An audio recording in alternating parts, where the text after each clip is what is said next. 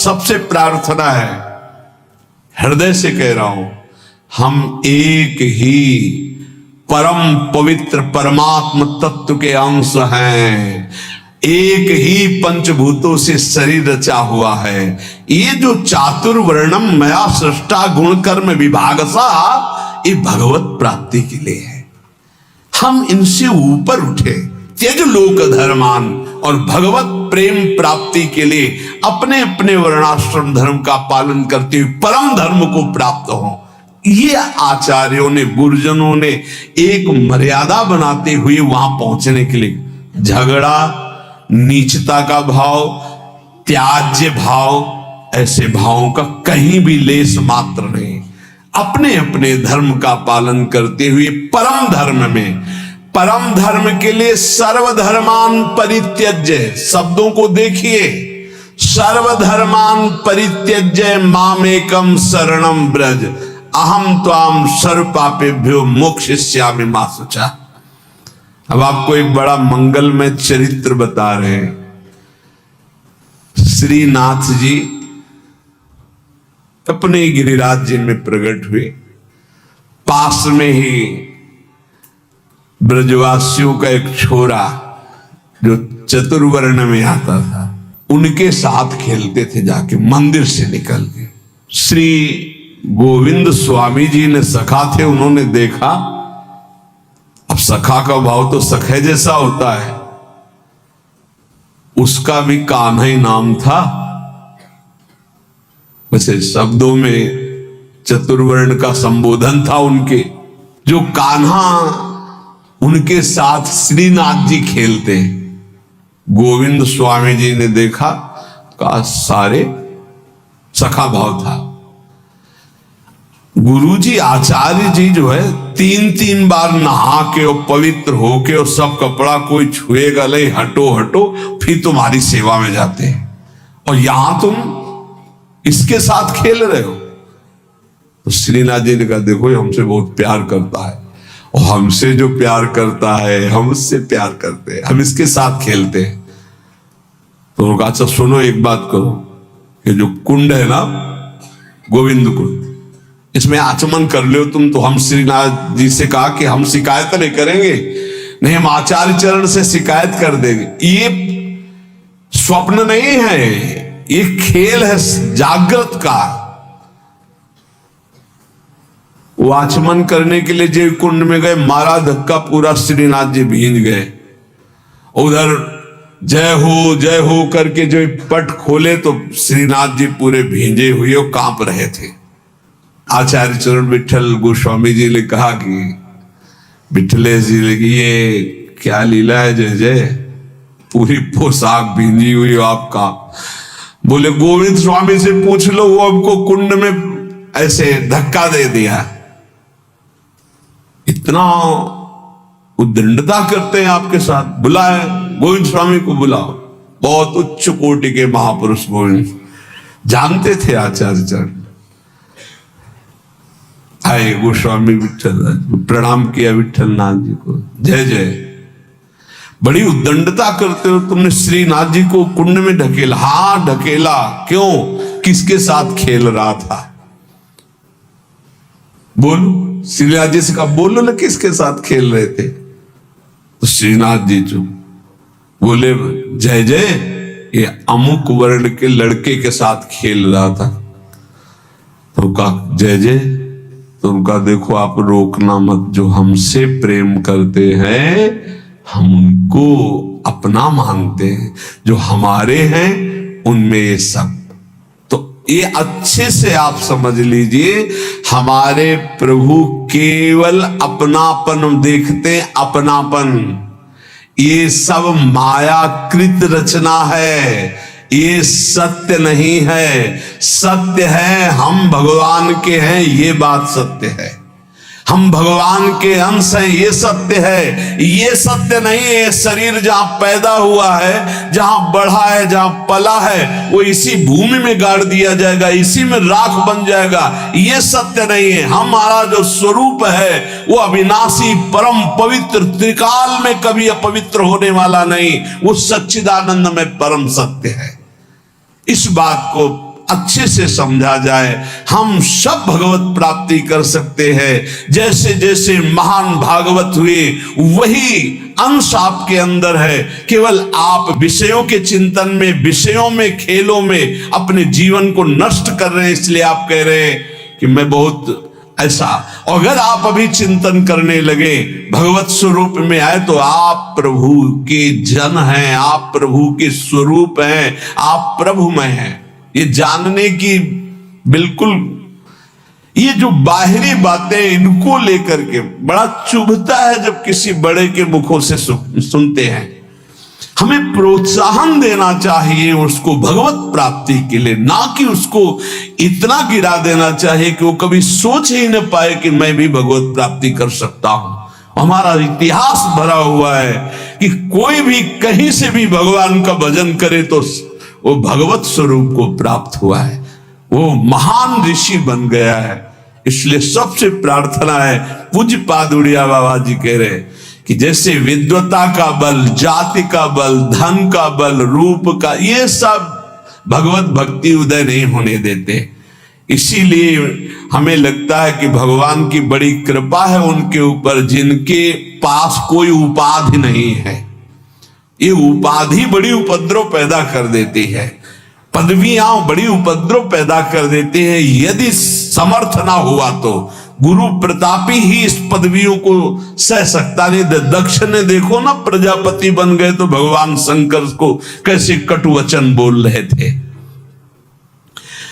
तो जिसे ब्रह्मा, बड़े बड़े महर्षि वशिष्ठ, वाल्मीकि आदि ध्यान धरते थे, हमारे ब्रज के ग्वाल बाल उसके साथ कैसे खेलते थे, ये बात देख करके इनको सबको आश्चर्य हुआ है। ब्रह्मा जी को तो इतना आश्चर्य हुआ कि उन्होंने अपनी माया का प्रभाव दिखाना चाहा, सखाओं को गायब कर दिया, बछड़ों को भी गायब। ऐसा कभी भोग लगाते हुए सुना है? ऐसे सब सखा बैठे मंडलाकार। वो आश्चर्य है, मंडलाकार में सबके सामने गोविंद का मुख है, किसी के सामने पीठ नहीं है, और पहले कोई गोविंद को नहीं पवाता। ये ब्रज की रीति है, पता नहीं कैसा लगे, इसलिए सब पहले अपने मुख में लेते। हाँ, ये छाछ मीठी है, मुंह में आ गई, अब हम पा नहीं सकते क्योंकि मीठी है। इशारा किया नेत्रों से, कन्हैया नजदीक आए, पवा दे। ये बात देखकर ब्रह्मा जी को लगा कि इन ग्वाल बालों की जूठन खाने वाला ये क्या पर ब्रह्म परमात्मा तत्व है। देखिए इनकी वैभव संपन्न कोई लीला, तब हमारा विश्वास पुष्ट हो। बड़े बड़े भगवान की प्रेम लीला को समझ पाना बड़ा कठिन है। अगर सखा रूठ जाता है तो भगवान हाथ जोड़ के मनाते हैं, नहीं खेल से मुझे मत निकालो। ऐसे जिसे ब्रह्मा वशिष्ठ वाल्मीकि ध्यान में एकाग्रता पूर्वक आराधना करते हैं, ग्वाल बाल उनकी सवारी लेते हैं। बकैया ठाकुर जी घोड़ा बनकर चलते हैं, ऊपर से सखा बैठते हैं। ये प्रेम सर्वोपरि जिसमें भगवान अधीन हो जाते हैं।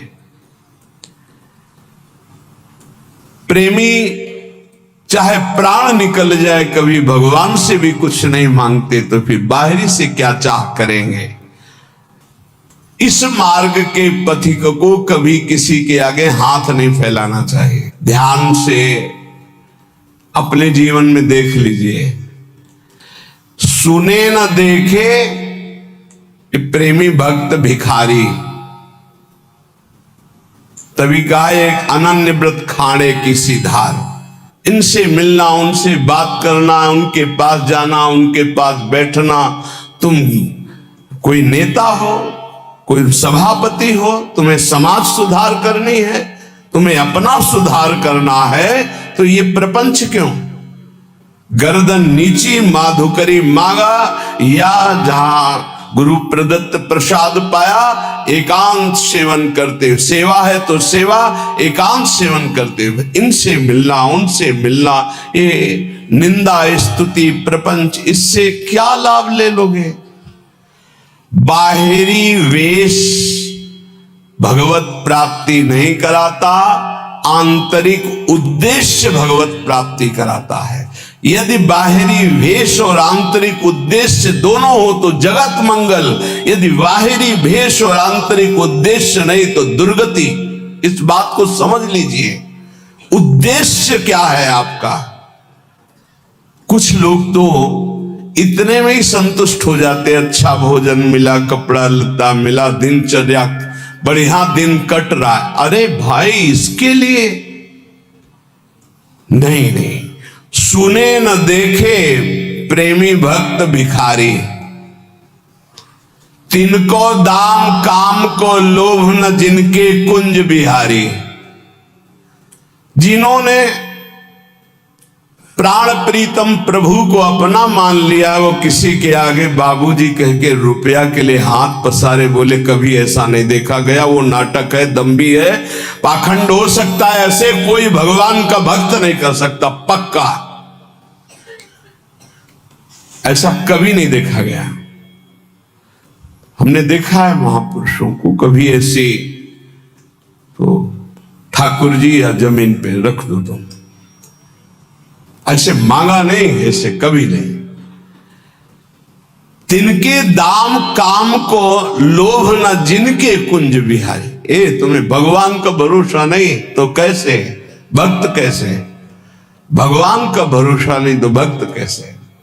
सब आश्चर्य में कार्य उसके होते हैं जो भगवान का भरोसा रखता है, दृढ़ भरोसा। किसी से यदि हाथ पसार दिया तो कलंक लग जाएगा भगवान की शरणागति में। बने तो रघुवर ते बने, बिगड़े तो भरपूर तुलसी और अंते बने ताबन में पेदूर। चाहे गृहस्थ भक्त हो या विरक्त भक्त हो, ऐसे नहीं। सुख नारद शिव सनकादिक ये अनुरागी भारी, तिनको मत भागवत न समझे सबकी बुद्धि पचिहारी। महाजनों गतेन सपंथा, जिस मार्ग में हमारे गुरुजन गए हैं वही मार्ग हमें भगवत प्राप्ति करा सकता है। ये सब नाटकबाजी नहीं। सुखदेव जी महाराज, नारद जी महाराज, भगवान शंकर जी, सनकादि, ये सब ज्ञानी परम प्रेममय महाभागवत जन है, भगवत स्वरूप है, ईश्वर कोटि के। इन्होंने जो आदेश किए हैं वैसे चलो। जैसे भक्ति का बड़ा सुंदर वर्णन नारद जी ने अपने सूत्रों में किया, जिनकी चर्चा आप सुन चुके हैं। श्रीमद् भागवत के सिद्धांत में कहीं भी ऐसा नहीं है। केवल अगर आचार्यों के द्वारा मांगने का शब्द है तो माधुकरी मांगने का शब्द है, वो पूर्व से हर संप्रदाय में चलते रहे। आद्य गुरु भगवान शंकराचार्य संन्यास मार्ग में भी उन्होंने कहा है, क्षुद्ध व्याधि चिकित्सताम भिक्षान्न औषधम। आदेश किया, क्षुधा रूपी व्याधि की चिकित्सा वैरागी करे भिक्षा अन्न से। अर्थ मांगने की, तिनको दाम काम को लोभना जिनके कुंज बिहारी। इस मार्ग में चलने वाले के लिए रसना इंद्री दो बैरिन जिनकी अनि अनियारी। इस मार्ग के उपासक को काट के गिरा देती हैं दो इंद्रियां, एक जनेन्द्री और एक रसेंद्री। काट के गिरा देती, अनियारी, अनियारी, इनकी बहुत तीखी धार काट के गिरा देती, परमार्थ में चलने ही नहीं देती। रसेंद्री और जनेन्द्री, उपासक इस पर ध्यान दे। रसेंद्री का सुधार करे तो जनेन्द्री का सुधार अपने आप हो जाएगा। जिसकी रसेंद्री पर विजय नहीं, वो जनेन्द्री पर विजय प्राप्त नहीं कर सकता। रसना इंद्री दो बैरिन जिनकी अनियारी, करी आहार बिहार परस्पर बैर करत व्यभिचारी, सुने न देखे प्रेमी भक्त भिखारी। ये आचार्य बोल रहे हैं, महापुरुष जन है। कह रहे हैं खूब अच्छा अच्छा आहार करते हैं, व्यभिचार करते हैं और अपने को महाभागवत मानते हैं।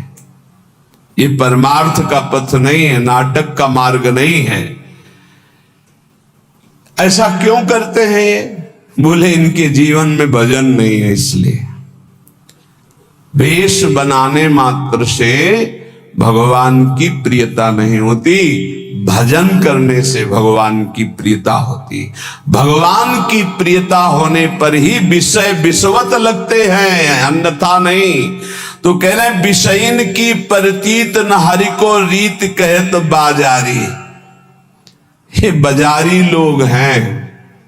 बाजारी लोग जैसे बाजार में नाटक दिखाकर दूसरों को लुभाकर अर्थ आदि को ग्रहण करना, ऐसे ही अपनी भक्ति को बाजारी बना रहे हैं, जो रसेंद्री और जनेन्द्री का सेवन कर रहे हैं। करिहार बिहार परस्पर वैर करत व्यभिचारी, विषयन की प्रतीत न हरि को। इनको हरि का विश्वास नहीं है, रुपया का विश्वास है, बैंक बैलेंस का विश्वास है, अपने परिचय का विश्वास है, फोन नंबरों का विश्वास है।